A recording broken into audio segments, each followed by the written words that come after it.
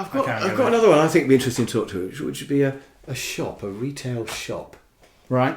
Yeah. Dixon's or something, where you walk in and they've got digital cameras and phones and loads of stuff. If you're going to fractalise that so the shop assistants actually cared, I guess you could divide it by product. So you could say I'm the camera person. Yeah, could do perhaps, yeah.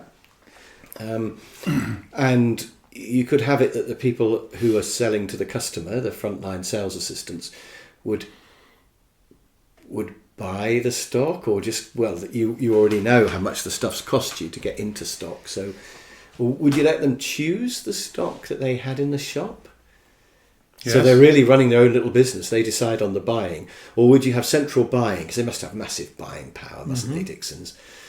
Have Dixon's gone bust, by the way? Or are they still there? Just using Currys, I think they are, aren't they? They've got Currys. But whoever they are. So they might have centralised buying still, perhaps.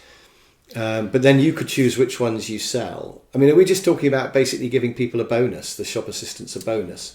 Or could it be fractalised more, to give them more ownership and accountability?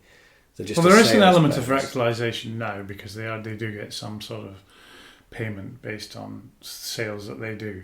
I think there's an element of that, some commission they do get. So it's not, but of course that's not really enough, is it? But there isn't really design or production, is there, in a shop? Unless you let them do the purchasing. And let them design the area that they actually set up in order to attract people. So you could set it up and say, look, there's 10 shop assistants, and each one has their own area. Little market stall. Yeah, and each one can sell what they jolly well like to the customers they jolly well choose. Now that's what traditionally you'd call a department store. Yeah, that's exactly all sorts right. of different franchises within one building. Yes.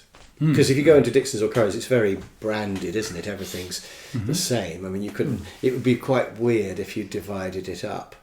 But you go into TVs, TVs and computer mouse and headphones and things. Yes, you go into the headphone area, and it might feel a bit different. I suppose you could have rules like you can only use red and black, but apart from that, you can design it how you like, or something. The challenge is you're entering into a marketplace with these people who are it's a highly competitive online and bricks and mortar. Yeah. So what you can't afford to do... It's all about service, I think, now. I think a lot of shops haven't realised, but to compete with the internet, it's got to be person-to-person service. I want to talk to somebody who really understands and can show me and look after me. This is the problem if you go in there and you understand... Yeah, they don't do that, do they? Well, if I do and I go in there and you talk me through it and I choose the camera, the next thing I do, I'm out in my car, surfing the app on my smartphone to work out what the best price is. Yeah. I've got like a double whammy. If I give a high quality of service, I still don't necessarily get the sale. So I think that model's broken. So in other words, the idea that you somehow have an old-fashioned shop front of which you trade, in the sense that Currys do, may be a model that's not going to work. So I'll give an example. Tesla don't have showrooms for their cars necessarily and a traditional dealership network. They don't need it. You go onto an app, you buy a Tesla Model S, thanks very much, and then it's delivered to your house, whatever. Yeah. So maybe that old-fashioned model doesn't add any more value. Maybe actually it's better you go online, and maybe there's a local, like an Apple shop, which says, well, I don't mind if you buy here. I don't care. It doesn't matter. You can buy here or you can buy online. It makes no difference. But I'm still happy to demonstrate it to you. So if you go to Currys now, you go to the Apple section, there's an Apple representative and he's introducing everything Apple. And he said, well, don't worry if you didn't buy it here.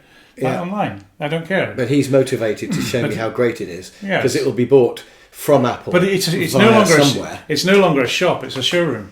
Yeah. It's not a shop anymore. And so the question you then ask is, well, does the shopping model work? And I say, not really, no. So in a way, you're fractalising the shop because you're dividing it down into Apple and Panasonic. Well, that's what's happening. If you go to a large... yeah, it is. And you go to the Microsoft section. Yeah.